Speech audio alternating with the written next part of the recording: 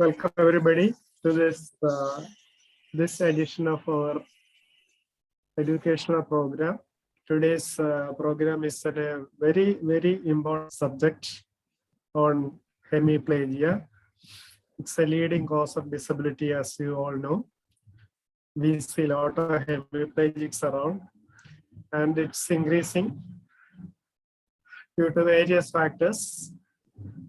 And even though there are a lot of newer treatments, still once disability comes, it's a major cause of concern and financial constraint for the whole family, not only for the individual, but the whole family suffers. So it's a very leading cause of disability, and it's an apt subject for the budding doctors to learn. And I think a lot of people doesn't know the work done by Dr. Arun. He is running from pillar to post every week to get the things done. And most of the preparations, I think he is doing, and the house agents are just assisting him. Am I right? Anyway, let's begin the topic. Over to our Nikita.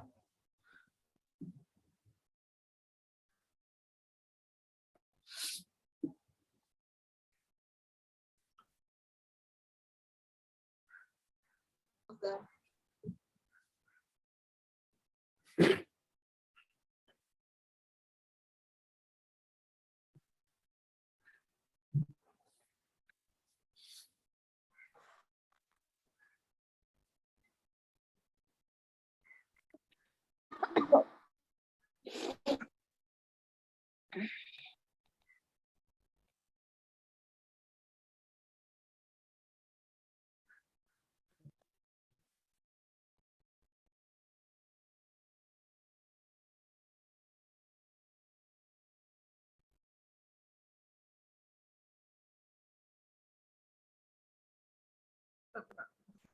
Hi. So we are going to share about the topic, the journey after stroke. So first of all, we are to start to discuss about the severe case.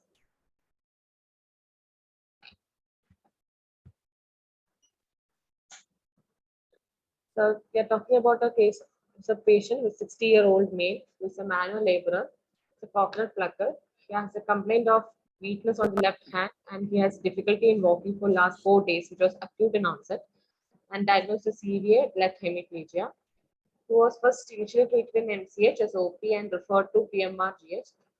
There is no past history, no systemic illness. And his personal history, he's a chronic BD smoker for more than 20 years. In socioeconomic history, his patient is living in a flat-like apartment for 150 meters away from the road, which is an interlock even road, so he can walking exercises, he can do it regularly. And he has 2 children, and both are earning on their own, which can do their own help in household needs, and his wife is also working. On general examinations were normal. On systemic examination, higher motor functions was normal. On CNS, in cranial nerve examination, cranial nerve examination was normal. On motor system, bulk was normal, and tone, he was having hypotonia on the left upper limb and lower limb. And on looking on about power, left shoulder, elbow, wrist was graded as 3, and left hip and knee angle also was graded as 3. On sensory system, the superficial and deep sensations was lost on the left side, and it was normal on the right side. Reflexes, superficial and deep tendon reflexes was absent on the left side, and it was normal on the right side. And gait, he has having reduced single limb stands on left, and there was foot drop at the left. Cerebral signs was absent, and other systems all were normal. On local examination, there was tenderness on the left shoulder, restriction in the abduction. Next, we talk about the functional independence measure score. It's called FIM score. The FIM score, there are components like self-care, sphincter control, transfer, and locomotion, which is the motor components, and communication and social cognition is cognitive components. So in this we assess about we are grading about number from 7 to 1. So in 7 and 6, then we need a helper. This is the most independence, complete independence. 7 we call as complete independence, and 6 we call as modified independence. In these 7 and 6 we are scoring, no helper is needed. From 5 to 1, there's a helper is needed. In 5, we give a need helper should need a supervision where the patient input is about 100%. And in 4, minimal assist should be given, and here the patient input will be about 75%. And 3, moderate assistance is needed where the patient input is 50%. And in 1 and 2 scoring, there's the complete dependence. So maximum support should be given from helper. So here the patient input will be about 25%, and in score 1, less than 25%. So in our CDA case, this patient we are assessing about this much, and our motor score and cognitive score. Cognitive score in our patient was normal, so everything was 7. So it was 35 out of 35, and total motor score plus cognitive score, we got it as 107, and normal range is up to 80 to 126. So we got it as 107 by 126. This is how we assess the TIM score. Impairments. There's a weakness on the left upper limb and lower limb, and activity limitations. There will be a difficulty in self-care activities and difficulty in locomotion like walking, climbing stairs, etc. And participation restriction, like since he cannot, if you ask me told about earlier that he cannot do his work, like restriction performing his own job like Kaufman plucker.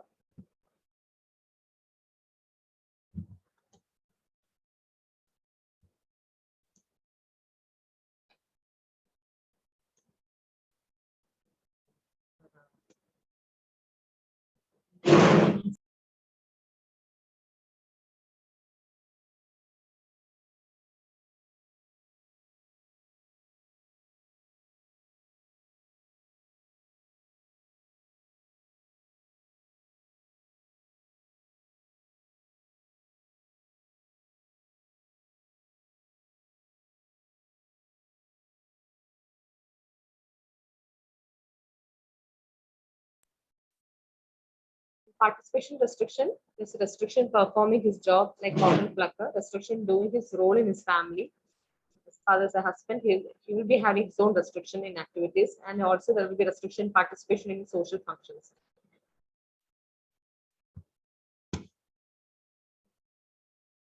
Goals. The main goal is to have complete independence. And objectives is to improvement in the left upper limb and lower limb power, improvement in left upper limb functioning, and improvement in the gait. So we are planning to strengthen his left upper limb movements, strengthening his left lower limb movements, gait training, functional gait training of left upper limb through occupational therapy. So let's we go to post-stroke management. First, we talk about the principles of stroke rehabilitation.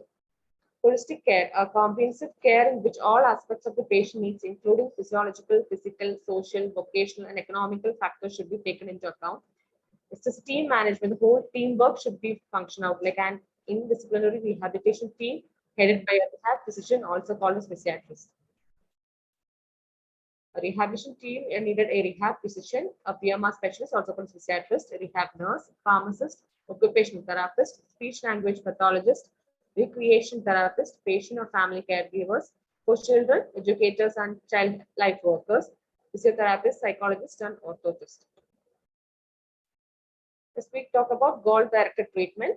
First, we have to assess the assessment and goal setting, treatment plan, reassessment. Like objectives should be realistic, practical, and feasible. There should be mutually agreed upon by the patients, their family, and the caregivers.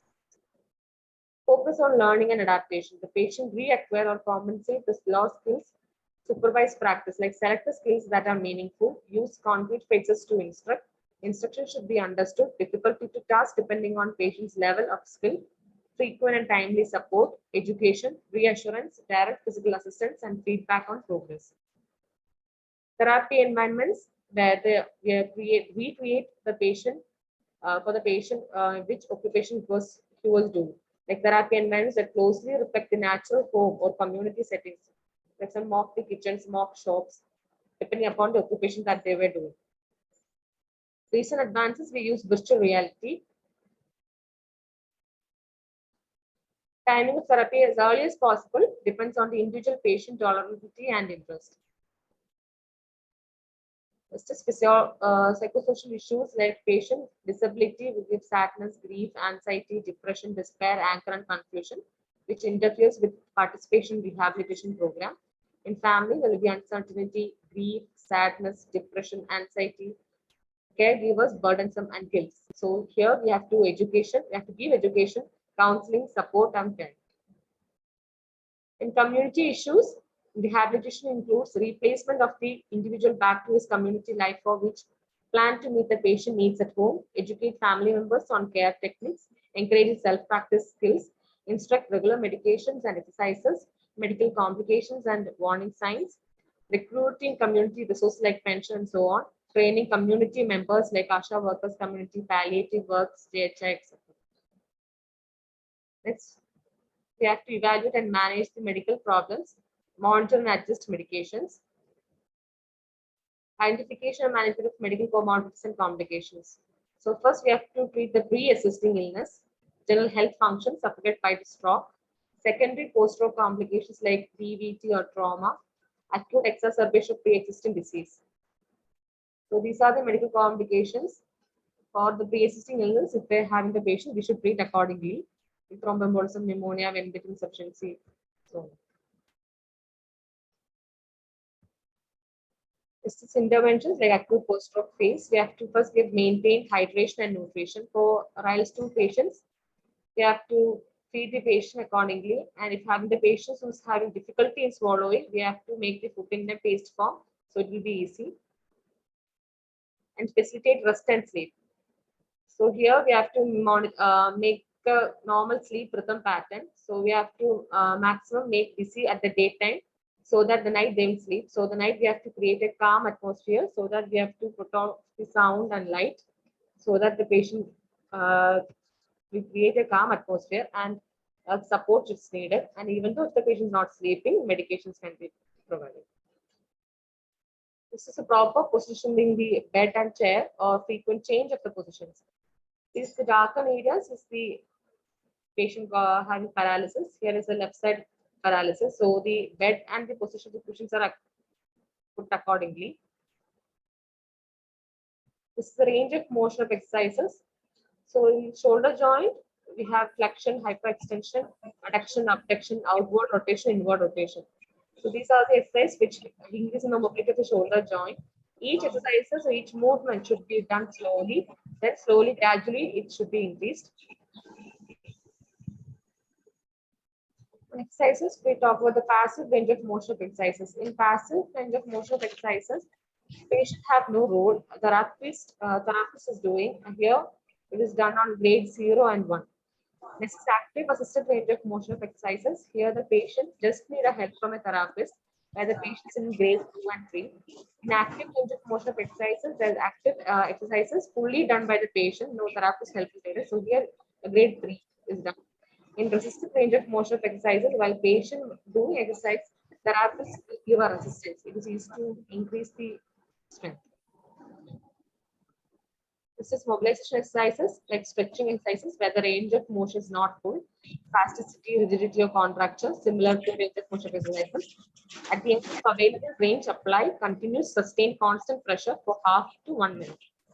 Heat modalities like ultrasound or cold ice may be tried before stretching. Stretching can also be done after procedures like chemical neurolysis or neuromuscular block like botulinum injection. Estimates of pulmonary rehabilitation, frequent skin inspection, swallowing evaluation, safety measures, removal of indwelling catheter if possible, bowel evacuation regimen, sitting in chair, supervised bedside exercises. These are the splints and slings which used to increase the mobility for the patient. Here the sling is used in this patient is having a left side hemiplegia, so they do increase the mobility of the shoulder joint. We use here, we use sling here.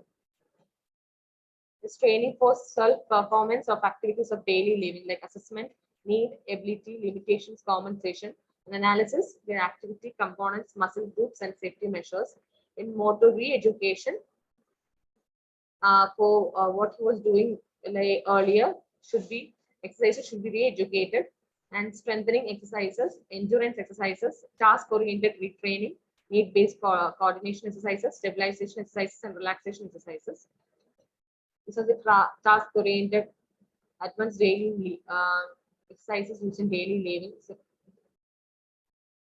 this is the dressing frame self, which can use the fine motor movements can be used, putting buttons, using pliers, screwdrivers, using Velcro exercises.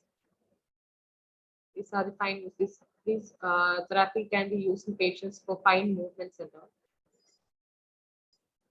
Next is electrical stimulation, supervision support, instrumental ADL, with, as we talked earlier, and safety measures. This is a universal pouch where you can use spoon, fork, and knife. There's a holder. It's a spoon with a handle. This is a spoon holder. And the patient who is having difficulty for cutting and all, they can use a rock knife. Can cut by rocking movements and all. And this is a cup with a nasal notch. This can be used by the patients who have restriction of movements on the neck, so they no need to extend the neck. And this all can be used in the patients which have lost their stability, so that we are handle can improve the stability in hands. These are the other exercises. This will also help in the fine movements to put their own dress by putting buttons, using zip and all. Newer techniques, we talk about biofeedback. In biofeedback, there's electromyography, where we measure the muscle tension as it changes over time. Functional electrical stimulation, or FES.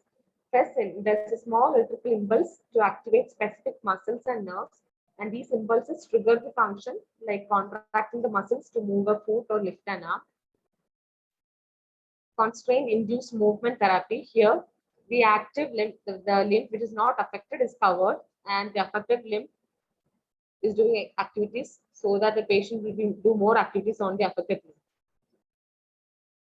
Mirror therapy, using a mirror to create a reflective illusion of an affected limb.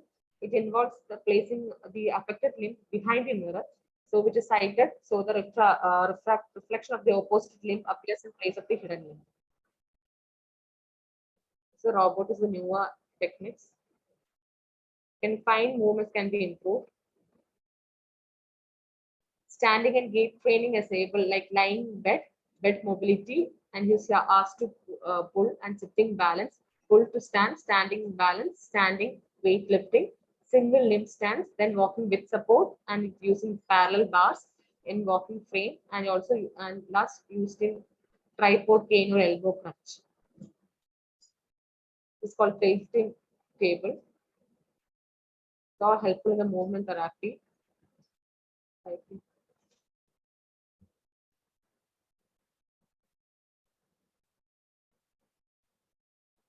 This all exercise helps in the patient in movements.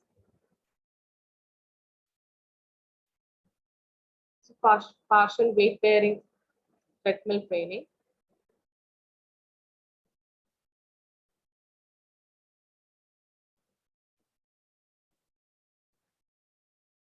Interventions like educational programs on stroke recovery and personal care, communication, evaluation, and training, physiological support to patient, family education and support, and evaluation of social supports and available resources. Levels of post-acute stroke care, acute inpatient rehabilitation, like interdisciplinary hospital-based program, like more than 3 hours of therapy per day, run round the clock, nursing care, psychiatrist or rehab physician supervision, interdisciplinary specialist care on demand basis, subacute inpatient rehabilitation, where less intensive, like from 1 to 3 hours, skilled nursing facility, round the clock nursing care, daily rehabilitation, outpatient program, from 3 to 8 hours of therapy should be done per day, as directed by the psychiatrist or rehab physician, and interdisciplinary rehab team. Outpatient therapy, less intensive, about 1 to 3 hours, less comprehensive, simple modality training, focal deficit or specific functional training, and home therapy, specific task is mainly needed environment.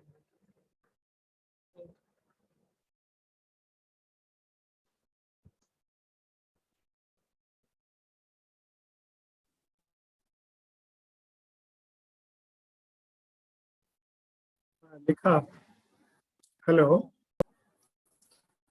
Kekamo. Sir, കേൾക്കാം.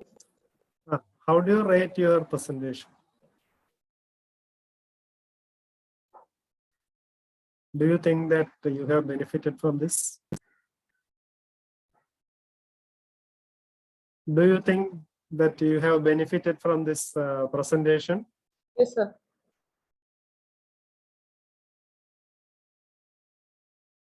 So you are happy? Thank you. Very good. It was a nice presentation, Lika. Where is your colleagues with you? Yes, sir. Yeah. Okay. What are they doing there?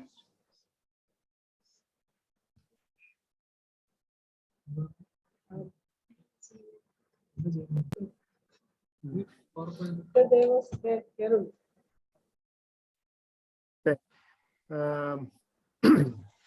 See, this patient is very lucky.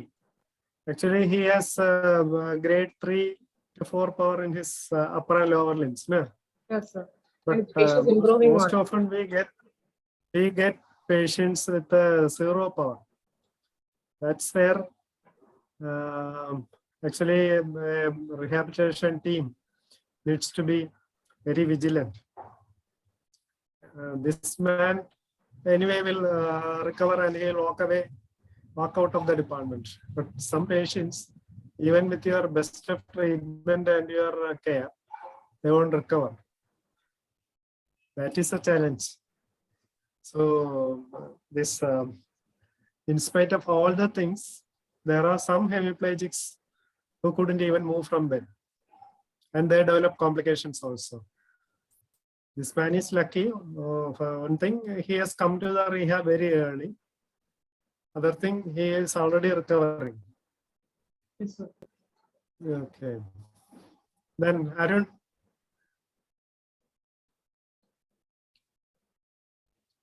Sorry. Nice effort.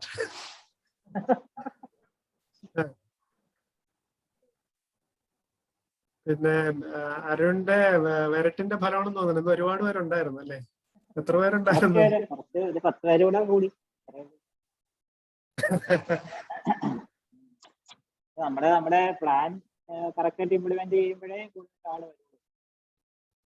ഇപ്പൊ എനിക്ക് തോന്നുന്നു പുതിയതായിട്ടൊരു batch അടുത്ത് നാളെ മറ്റന്നാൾ തൊട്ട് പുതിയൊരു batch join ചെയ്യുന്നുണ്ട്. ഇപ്പോൾ കുറെ പേര് പോകാൻ നിൽക്കുകയാണ്. പുതിയ ബാച്ച് വരുമ്പോൾ നമുക്ക് ആദ്യമേ തന്നെ അവരെ ഈ ഒരു ഓറിയന്റേഷൻ ഒരു ക്ലാസ് എന്നുള്ള രീതിയിലുള്ള ഓറിയന്റേഷനിലേക്ക് കൊണ്ടുവരാൻ സാധിക്കുകയാണെന്നുണ്ടെങ്കിൽ നല്ലതായിരിക്കും. പ്രോബ്ലം അവര് ഈ കോവിഡ് സിനാറിയോ കോവിഡ് മാനേജ്മെന്റ് പിന്നെ നമ്മുടെ സാധാരണ ചെയ്യുന്നവരുടെ ക്ലറിക്കൽ ജോബ് ആ ഒരു രീതിയിൽ പോകുന്നതുകൊണ്ട് ആണ് അവർക്ക് ഒരു ക്ലാസ്സിനോട് ഒരു താല്പര്യവും ഒന്നും ഇല്ലാത്തത്. അതുകൊണ്ട് എന്തെങ്കിലും ഇതിപ്പം അവരെ പ്രോപ്പറായിട്ട് ഗൈഡ് ചെയ്ത് അവര് തീർച്ചയായിട്ടും they will improve also, they will participate also. ആ പ്രോപ്പർ ഗൈഡൻസ് ആണ് നമുക്ക് അവിടെ കൊടുക്കാൻ പറ്റാത്തത്. ഇപ്പൊ എല്ലാ ഡിപ്പാർട്ട്മെന്റുകാരും ഇതുപോലെ കുറച്ചുകൂടെ ഒരു ഇൻവോൾവ്മെന്റ് കാണിച്ചാല് I think they will be benefited more. അടുത്ത പുതിയ ബാച്ച് വരുമ്പം anyway we will continue with our programs. എല്ലാ ഡിപ്പാർട്ട്മെന്റും ആരംഭിച്ചിട്ടുണ്ട്. ഇപ്പോ അനൂപ് സാറ് നല്ലവണ്ണം എല്ലാവരെയും ക്യാൻവാസ് ചെയ്ത് ക്യാമ്പയിൻ ചെയ്ത് പ്രസന്റേഷന് വേണ്ടിയിട്ട് എല്ലാവരെയും നിർബന്ധിക്കുന്നുണ്ടെന്ന് തോന്നുന്നു. കഴിഞ്ഞ ദിവസം ശോഭ മാഡത്തിന്റെ ട്യൂസ്ഡേ മൺഡേ ശോഭ മാഡത്തിന്റെ പ്രസന്റേഷൻ ഉണ്ടെന്ന് പറയുന്നുണ്ടായിരുന്നു. പിന്നെ ശ്രീകാന്ത് സാറ് എന്നെ ഇങ്ങോട്ട് വിളിച്ചു. ശ്രീകാന്ത് സാറ് വിളിച്ച് ഏത് ദിവസമാണ് ക്ലാസ് എന്നൊക്കെ ചോദിച്ചു. ഞാൻ പറഞ്ഞു സാറ് പറയുന്ന ദിവസം തന്നെയാണെന്ന് പറഞ്ഞു. സാറും ഒരു ടോപ്പിക് ഗൈഡ് ചെയ്യാനുള്ള വില്ലിങ്നെസ് സാറ് അറിയിച്ചിട്ടുണ്ട്. അപ്പൊ ആ രീതിയിൽ എനിക്ക് തോന്നുന്ന ഇത് നമ്മള് തുടങ്ങി വെച്ചല്ല നമ്മള് ഏറ്റെടുത്ത ഒരു പ്രോഗ്രാം വിജയകരമായിട്ട് മുന്നോട്ട് പോകുമെന്നാണ് പ്രതീക്ഷിക്കുന്നത്. പക്ഷേ ഇപ്പൊ ആ മെഡിസിന്റെ പാർട്ട് കൂടെ ഒരു വീക്ക്ലി കോൺട്രിബ്യൂഷൻ ഉണ്ടായി കഴിഞ്ഞാൽ എനിക്ക് കുറച്ചുകൂടെ നല്ല ഒരു എഫേർട്ട് ഉണ്ടാവുമെന്ന് തോന്നുന്നു. പിന്നെ എല്ലാ ഡിപ്പാർട്ട്മെന്റുകാരും ഡിപ്പാർട്ട്മെന്റ് ആസെറ്റ്സ് ഇംപ്രൂവ്സ്. സാറേ ഞാൻ ഒരു കാര്യം പറഞ്ഞോട്ടെ. ആ സാറേ പറയൂ. Good afternoon sir. സാർ ഉം. അതായത് നമ്മള് ബാക്കി ഡിപ്പാർട്ട്മെന്റുകാരത്തെല്ലാം പറഞ്ഞിട്ടുണ്ട്. അതിൽ പലരും സർജിക്കൽ ഡിപ്പാർട്ട്മെന്റുകൾ പലരും ഒരു താല്പര്യം കാണിക്കുന്നില്ല എന്നുള്ളതാണ് വാസ്തവം. ഇപ്പൊ മെഡിസിനിൽ ഇപ്പൊ നമ്മൾ അടുത്ത സാറ്റർഡേ ഞാനിപ്പോ ഒരു ക്ലാസ് വെക്കുന്ന കാര്യം ഞാൻ സൈസാറിന്റെ അടുത്ത് പറഞ്ഞു. M3 ഹൗസ് സർജന്റെ അടുത്ത് ഞാനിപ്പം ഞാൻ വിളിച്ചപ്പോൾ കിട്ടിയിട്ടില്ല. ഞാൻ മെസ്സേജ് അയച്ചിട്ടുണ്ട്, അയാൾ കണ്ടിട്ട് പോലും ഇല്ല. ഇപ്പം സാറ്റർഡേ എന്തായാലും ഒരു ഡെങ്കി ഫീവറിന്റെ ഒരു ക്ലാസ് ഞാൻ വെക്കണമെന്ന് പ്ലാൻ ചെയ്യുന്നുണ്ട്. പിന്നെ മൺഡേ സർജറിയുടെ ശോഭ മാഡത്തിന്റെ ഒരു ക്ലാസ് ഉണ്ട്. അത് കഴിഞ്ഞുള്ളത് ഈ പറഞ്ഞ പോലെയാണ്, ഇങ്ങനെ ആൾക്കാരെ കണ്ടുപിടിക്കണം. മെഡിസിനിൽ നിന്ന് മാത്രം ഇടാനാണെങ്കിൽ കുഴപ്പമില്ല സാർ, മെഡിസിനിൽ നിന്ന് മാത്രം ഇടാൻ എളുപ്പമാണ്. നമുക്ക് മെഡിസിനിൽ നിന്നുള്ള ആൾക്കാർ നമ്മൾ തുടർച്ചയായിട്ട് പിന്നെ ഒരേ ടോപ്പിക് ഇങ്ങനെ റെപ്പിറ്റേറ്റീവ് ആയിട്ട് വന്നുകൊണ്ടിരിക്കും. അല്ല, ഒരു കാര്യം ചെയ്താൽ മതി, ഓരോ ആഴ്ചയും ഓരോ ഡിപ്പാർട്ട്മെന്റിന് വീതിച്ചു കൊടുത്താൽ മതി. അപ്പം മെഡിസിനും PMR നടക്കൂല, അത്രേ ഉള്ളൂ. അത് ഉന്തണം, പിന്നീന്ന് ഉന്താണ്ട് നടക്കും. ഇല്ല, ശ്രീയാൻ സാർ വിളിച്ചിട്ടുണ്ടായിരുന്നു. ശ്രീയാൻ സാർ വിളിച്ച് ചോദിച്ചായിരുന്നു എടുക്കാൻ പറ്റുന്നു. ശ്രീയാൻ സാറിന്റെ ക്ലാസ് ഉണ്ടാവും. അല്ല, ശ്രീയാൻ സാർ ഉണ്ടാവും, നമ്മുടെ ശോഭമാഡം ഉണ്ടാവും, പിന്നെ എത്ര പേരുണ്ടാവും എന്നുള്ളതാണ്. അത് നോക്കാം സാർ. എന്തായാലും വിടാൻ കണ്ടിട്ടില്ല. വിടാൻ കണ്ടിട്ടില്ല, അത്രയോ ഹൗസ് ഇടാൻ കണ്ടിട്ടില്ലെന്നോ അതോ ഡോക്ടേഴ്സിന് ഇടാൻ കണ്ടിട്ടില്ല. ഹൗസ് സർജൻസിന് അറ്റൻഡ് ചെയ്തല്ലേ പറ്റും. ഡോക്ടേഴ്സിന് ഈ MOമാരെ വിടാൻ കണ്ടിട്ടില്ല എന്ന് ഉദ്ദേശിച്ചു. അല്ല, ഇനിയിപ്പം ഈ പുതിയ ഹൗസ് സർജൻസ് വരുമ്പോഴേ ആദ്യമേ പറയണം, എല്ലാ ക്ലാസ്സും അറ്റൻഡ് ചെയ്യണം, അല്ലാതെ കംപ്ലീഷൻ കിട്ടത്തില്ല എന്ന് പറയണം. അവിടെ ഈ പാർട്ടിസിപ്പേഷൻ എൻഷുർ ചെയ്യാൻ എന്തെങ്കിലും ഒരു മാർഗം ഉണ്ടാക്കണം, അല്ലെങ്കിൽ പിന്നെ പാർട്ടിസിപ്പേഷൻ ഉണ്ടാവില്ല. അപ്പൊ ശോഭ മാഡത്തിനെ വിളിച്ചൊരു ക്ലാസ് എടുക്കുന്നു, അന്ന് 10 പേര് കയറുന്നു. അടുത്ത ആഴ്ച ശോഭ പിന്നെ ഒരു പ്രാവശ്യം കൂടി ശോഭ മാഡം എടുക്കും. അതാണ് ഒരു പ്രശ്നം. പിന്നെ ചില ഡിപ്പാർട്ട്മെന്റുകളിൽ നിന്ന് അവർക്ക് ഈ 2 മണിക്ക് ഫ്രീ ആകാൻ പറ്റാത്ത ചില സാഹചര്യങ്ങളും ഇല്ലേ എന്നൊരു സംശയമുണ്ട് സാർ. ഇപ്പൊ ഫോർ എക്സാമ്പിൾ 2 മണിയോ 2:30യോ 3 മണിയോ കുഴപ്പമില്ല. പക്ഷേ പ്രോബ്ലം ഇതാണ്, ഇപ്പൊ ശോഭ മാഡത്തിന്റെ ഒരു ക്ലാസ് മൺഡേ വെച്ചിരിക്കുന്നു. മൺഡേ നമുക്ക് നോക്കാം, മൺഡേ 10 പേരോ 15 പേരോ കയറും. അപ്പൊ അടുത്ത പ്രാവശ്യം ശോഭ മാഡം എടുക്കില്ല. അതാണ് ഇത് സംഭവിക്കുന്നത്. അതെ.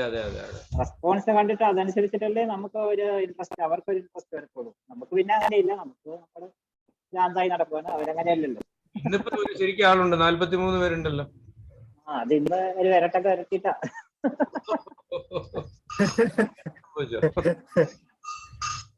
നമ്മളവിടെ അറ്റൻഡൻസ് ഒക്കെ നമ്മള് സ്ട്രിക്റ്റ് ആണ്. അറ്റൻഡൻസിന്റെ കാര്യത്തിൽ നമ്മൾ വളരെ സ്ട്രിക്റ്റ് ആണ്. നമ്മൾ അറ്റൻഡൻസ് പ്രിന്റ് ഔട്ട് എടുത്ത് വെച്ചിട്ടുണ്ട്.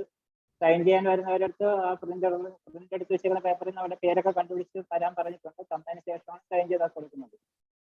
ആ രീതിയിൽ തന്നെയാണ് നമ്മളിപ്പോ ചെയ്യുന്നത്. വേറെ ഡിപ്പാർട്ട്മെന്റ് ആയിരുന്നു അത് ചെയ്തില്ല എന്നുണ്ടെങ്കിൽ നമ്മളത് ചെയ്യുന്നുണ്ട്. നമ്മുടെ ക്ലാസ് അറ്റൻഡ് ചെയ്യാത്തവർക്ക് നമ്മള് കംപ്ലീഷൻ ഒന്നും കൊടുക്കുന്നില്ല.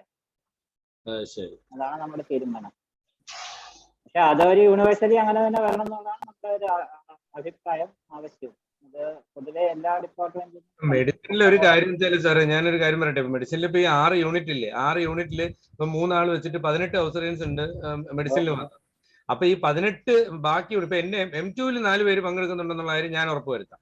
4 പേരോ 3 പേരോ പങ്കെടുക്കുന്നു ഞാൻ ബാക്കി ഇപ്പൊ 1-ലുള്ള ആൾക്ക് വേറെ എന്തെങ്കിലും പണി ഉണ്ടാവും, ഇപ്പൊ 3-ലുള്ള ആൾക്ക് വേറെ പണി ഉണ്ടാവും പറഞ്ഞു കഴിഞ്ഞാല് വരണം, എല്ലാവരും വരണം. 18 പേരിൽ ഒരു ഇപ്പൊ എന്തെങ്കിലും തീരെ അത്യാവശ്യമില്ലാത്ത 1-2 പേര് ഒഴിച്ച് ബാക്കി എല്ലാവരും വരണം എന്ന് തന്നെയാണ്. എന്തായാലും ശ്രമിക്കാം സാർ, പരമാവധി ശ്രമിക്കാം. ഈ പറഞ്ഞ എല്ലാവരും മാക്സിമം അറ്റൻഡ് ചെയ്യിക്കുക എന്നുള്ളത്. പിന്നെ സാറെ സ്ട്രോക്കിനെ കുറിച്ച് പറയുമ്പോൾ regarding stroke or cerebrovascular accident or hemiplegia or whatever we call it, ഇതൊരു ടിപ്പിക്കൽ ഒരു സിൻഡ്രോം ആണ് ദാറ്റ് ലീഡ്സ് ടു ഡിസബിലിറ്റി.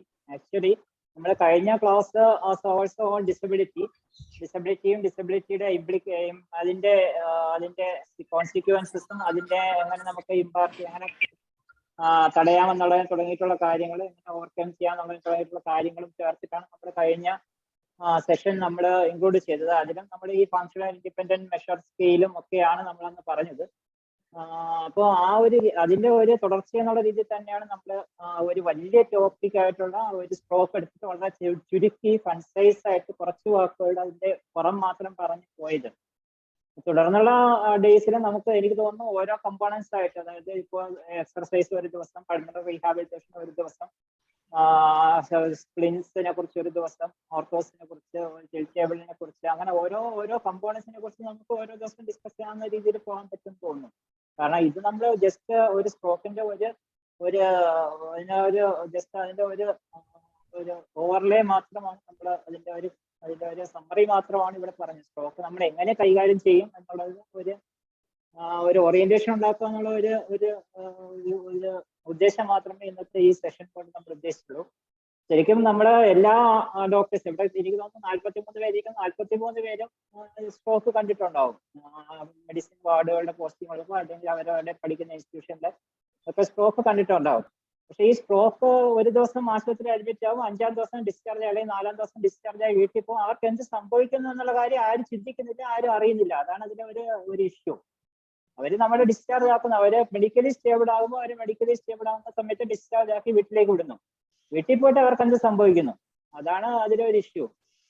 നമ്മുടെ പല വീടുകളിലും ഇവര് ഒരു മുറിക്കകത്ത് അടച്ചിട്ട രീതിയിലൊക്കെ കിടക്കുന്ന ഒരു അവസ്ഥയാണ് വളരെ കുറച്ച് മുമ്പ് വരെയൊക്കെ ഉണ്ടായിരുന്നത്. ഇപ്പൊ നമ്മളെ കുറച്ച് പാലിയേറ്റീവ് കെയർ വഴി കമ്മ്യൂണിറ്റി ബേസ്ഡ് റീഹാബിലിറ്റേഷൻ ഒക്കെ കുറച്ച് കൂടുതലായിട്ട് ഇംപ്ലിമെന്റ് ചെയ്ത് തുടങ്ങിയ ഒരു സ്ഥിതിയിൽ കുറച്ച് മെച്ചം വന്നിട്ടുണ്ട്. എന്നുണ്ടെങ്കിൽ തന്നെയും ഇതിൽ പല ആൾക്കാരും ബെഡ് റിഡൻ അല്ലെങ്കിൽ റൂം റിഡൻ അല്ലെങ്കിൽ ഹൗസ് റിഡൻ ഒക്കെ ആയിട്ട് കിടക്കുകയാണ്.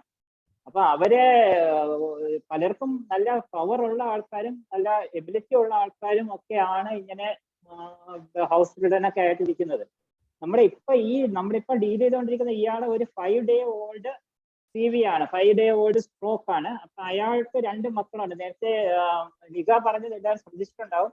അയാൾക്ക് ഒരു ഭാര്യയും 2 മക്കളുമാണ് ഉള്ളത്. അയാളുടെ ഈ ഭാര്യ, ഇയാള് ഒരു തേങ്ങോട്ടുകാരനാണ്, ഈസ് എ കോക്കനട്ട് പ്ലക്കർ. അയാള് തേങ്ങ വെട്ടാനാണ് പോകുന്നത്. അയാളുടെ വൈഫ് ഹോം മെയ്ഡ് ആയിട്ട് വീടുകളിൽ ജോലിക്ക് പോകുന്ന ആളാണ്. 2 മക്കളുണ്ട്. മൂത്ത ആള് വന്നിട്ട് ഓട്ടോറിക്ഷ ഡ്രൈവറാണ്. ഇളയ ആള് വന്നിട്ട് ഒരു മാർജിൻ ഫ്രീ ഷോപ്പിൽ നിൽക്കുകയാണ്. അപ്പൊ ഈ ഒരു വീട്, ചെറിയ ഫാമിലി, പാവപ്പെട്ട ആൾക്കാർ, പക്ഷെ അവരുടെ എല്ലാ മെമ്പേഴ്സ് ഏണിംഗ് മെമ്പേഴ്സ് ആണ്. മൂത്ത മോൻ കല്യാണം കഴിച്ചതാണ്, മോള് കല്യാണം കഴിച്ചതല്ല. അപ്പോ ഈ ഒരു സിറ്റുവേഷൻ, നമ്മുടെ ഈ ഒരു സിറ്റുവേഷനിൽ അടുത്ത് എങ്ങനെ മുന്നോട്ട് പോകുന്നുള്ളത് ലിഖ അവരോട് ചോദിച്ചപ്പോൾ അവര് പറയുന്നത്, ഇദ്ദേഹത്തിന് സ്ട്രോക്ക് ആയി, ഇത്രയും പ്രായം 50-60 വയസ്സ്, 59 വയസ്സേ ആയിട്ടുള്ളൂ. പക്ഷെ അയാളെ റൂം റിഡൻ ആക്കാനുള്ള ഒരു പ്രോഗ്രാം ആയിട്ടാണ് അവരിയ്ക്കുന്നത്. കാരണം അയാൾക്ക് ഇനിയിപ്പോ ഒന്നും ചെയ്യാൻ പറ്റില്ല. അയാൾക്ക് grade 3, grade 4 പവർ ഉണ്ട്. അപ്പർ ലിംബ് grade 4 പവർ ഉണ്ട്, ലോവർ ലിംബ് grade 3 പവർ ഉണ്ട്. അയാൾക്ക് ഇമ്പ്രൂവ് ചെയ്യാൻ ചാൻസ് ഉണ്ട്. 5 ദിവസമേ ആയിട്ടുള്ളൂ. പക്ഷെ ഇപ്പോഴേ അയാളുടെ fate is written that he will be room ridden four rest of his life. അപ്പൊ ആ ഒരു സിറ്റുവേഷനിൽ നിന്ന് മാറ്റി ഒരു സോഷ്യലി അവര് ഇയാളുടെ ഒരു സൊസൈറ്റിയുടെ ഒരു മെയിൻ സ്ട്രീമിലേക്ക് കൊണ്ടുവരിക എന്നുള്ളതാണ് നമ്മുടെ ലക്ഷ്യം. അതാണ് നമ്മുടെ ഉദ്ദേശം. അപ്പൊ അതിന് വേണ്ടിയിട്ടാണ് നമ്മുടെ റീഹാബിലിറ്റേഷൻ കൊണ്ട് ലക്ഷ്യമിടുന്നത്. അപ്പൊ ഇവര് നമ്മുടെ ഇൻസ്റ്റിറ്റ്യൂഷനിൽ ഒരു ഇൻപേഷ്യൻ റീഹാബിലിറ്റേഷൻ സെറ്റപ്പില് നമ്മൾ അവരെ മാനേജ് ചെയ്തിട്ട് തിരിച്ച് അവരെ ഡിസ്ചാർജ് ചെയ്ത് വീട്ടിൽ വിടുന്ന സമയത്ത് അറ്റ്ലീസ്റ്റ് നമുക്ക് അവർക്ക് മുന്നിൽ ഒരു ലൈഫ് കൊടുക്കാൻ സാധിക്കും. ആ ഒരു ഉദ്ദേശത്തോടുകൂടിയാണ് അതാണ് നമ്മുടെ റീഹാബിലിറ്റേഷൻ വരെ ലക്ഷ്യമിടുന്നത്. ആ ഒരു പിക്ചർ നൽകുക എന്നുള്ളതാണ് നമ്മൾ ഇന്നത്തെ പ്രസന്റേഷൻ കൊണ്ട് ഉദ്ദേശിച്ചത്. Hope we could reach somewhere around that. Thank you. ഇത്രയും കൂടെ പറയാം. ഇത് ജസ്റ്റ് പറ്റി പറയാൻ ഇത്രയേ ഉള്ളൂ. ഡോക്ടർ ലിഖ വളരെ നന്നായിട്ട് പ്രസന്റ് ചെയ്തു. അവർക്ക് കുറച്ച് ഈ ഹൗസ് സയൻസിന്റെ മൊത്തത്തിൽ കുറച്ച് ബിസി ഷെഡ്യൂൾ ഉണ്ടായിരുന്നു. ഡോക്ടർ ലിഖയുടെ ആദ്യത്തെ ദിവസം തന്നെ ഒരു നൈറ്റ് കഴിഞ്ഞിട്ടുള്ള ഒരു ഇതൊക്കെ ആയിരുന്നു. അപ്പോൾ നമുക്ക് കുറച്ച് ടൈമും കുറച്ച് കുറവായിരുന്നു. കാരണം നാളെ അവർക്ക് തീരുവാണ്, 3 പേർക്ക് നാളെ അവസരം തീരുവാണ്. അപ്പൊ നമുക്ക് പെട്ടെന്ന് ഇത് ചെയ്യേണ്ടതായിട്ടുണ്ടായിരുന്നു. അപ്പൊ അതുകൊണ്ടുള്ള ഒരു ചെറിയ ബിസിനസ് ആയപ്പോൾ കുറച്ച് കൂടുതൽ എനിക്ക് സപ്പോർട്ട് ചെയ്യാൻ സാധിച്ചിട്ടുണ്ട് എന്നുള്ളത് ശരിയാണ്. പക്ഷേ ഏറെക്കുറെ എല്ലാ കാര്യങ്ങളും അവർ തന്നെയാണ് ചെയ്തത്. അവര് കാര്യമായിട്ട് കാര്യങ്ങളെല്ലാം മനസ്സിലാക്കിയാണ് ചെയ്തത്. പിക്ചേഴ്സ് എടുത്തതും അത് വീഡിയോ എടുത്തതും അത് ഇതിലേക്ക് പവർ പോയിന്റിലേക്ക് ആക്കിയതും എല്ലാം പ്രിപ്പയർ ചെയ്തതും പ്രസന്റ് ചെയ്തതും എല്ലാം അവർ തന്നെയാണ് ചെയ്തത്. വളരെ മനോഹരമായിട്ട് അവർ ചെയ്തു. ആൻഡ് ലിഖ നിങ്ങളെ അറിയാവുന്ന പോലെ okay anyway she has done it very well, nicely presented. അവരെ കൂടെ ഇരുന്ന മറ്റു 2 പേരും ഓൾവേസ് സോ മച്ച് സപ്പോർട്ടിങ്. ഒരു ടീം എഫേർട്ട് ആണ് നമ്മളിവിടെ കണ്ടത്. അത്രയേ ഉള്ളൂ. അത്രയും കാര്യങ്ങളാണ് പറയാനുള്ളത്. Thank you sir.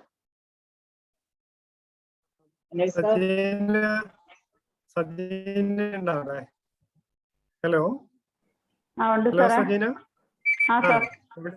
എവിടെയാണ്? ഞാൻ ഉണ്ട് ഇവിടെ. കേക്കാം.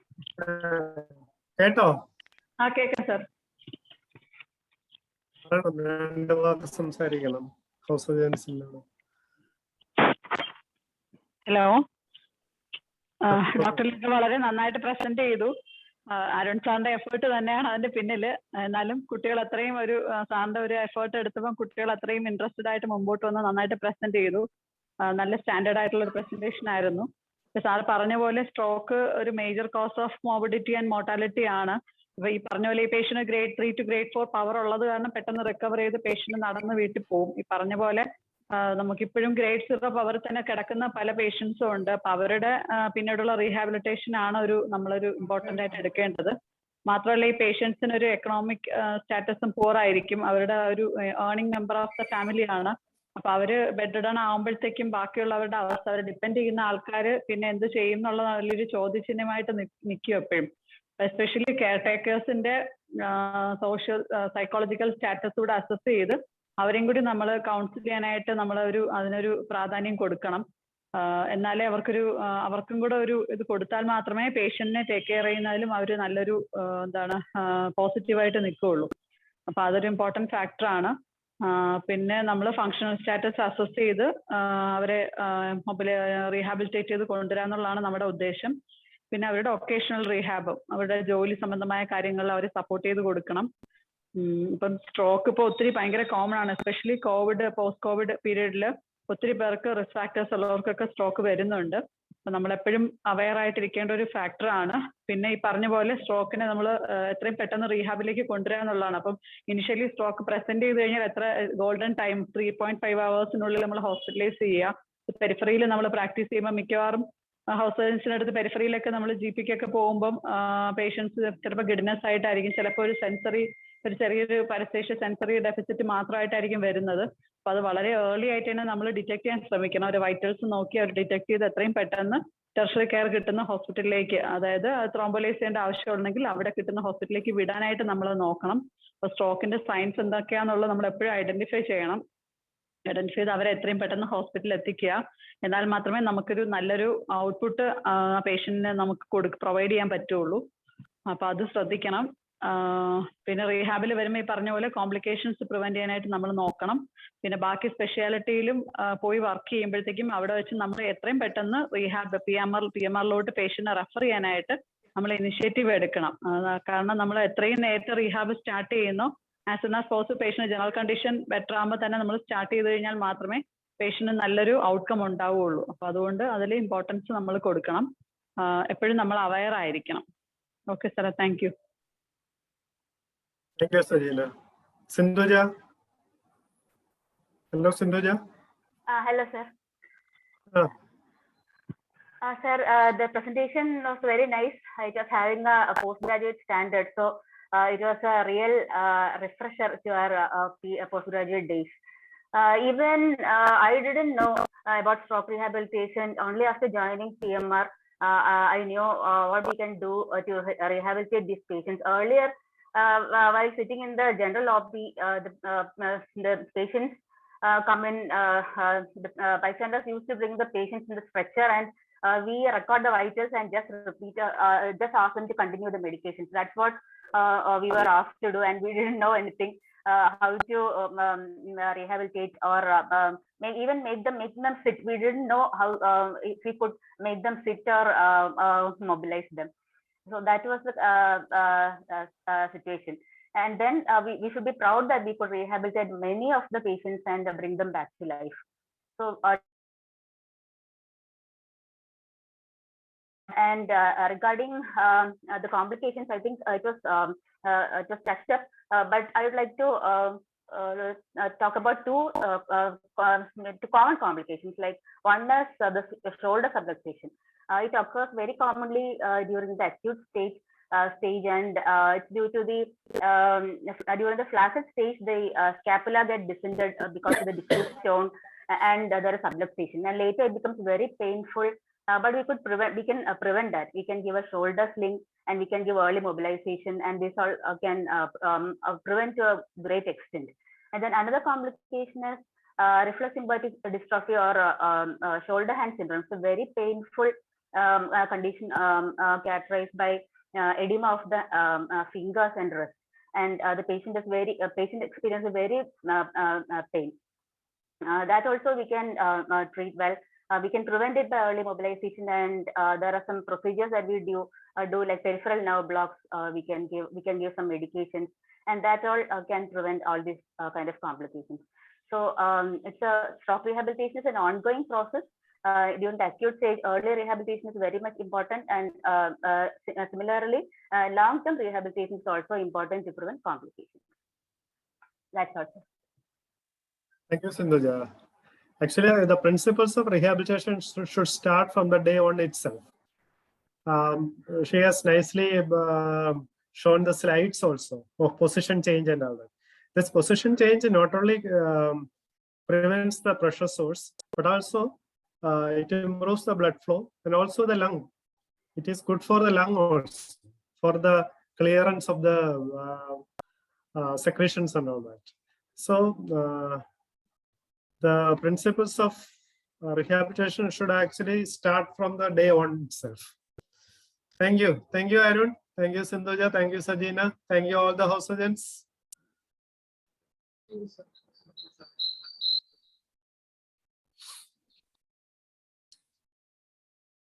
Likha, very good presentation. You know? Thank you, sir. ഇനി അനൂപ് സാറിന് എന്തെങ്കിലും പറയാനുണ്ടോ? ഒന്നുമില്ല സർ, എല്ലാരും പറയുന്ന കേട്ടു. അതിന്റെ ടെക്നിക്കൽ സൈഡ് എനിക്ക് കൂടുതലൊന്നും പറയാനില്ല. ഞാൻ കേട്ടുകൊണ്ടിരിക്കുകയായിരുന്നു. It was a very interesting class for me also, and Likha did well, and I think Likha is completing her OCNC in 2 days, right? നാളെയും കൂടെ Yeah, she is completing from PM. Wish her all the very best for her future.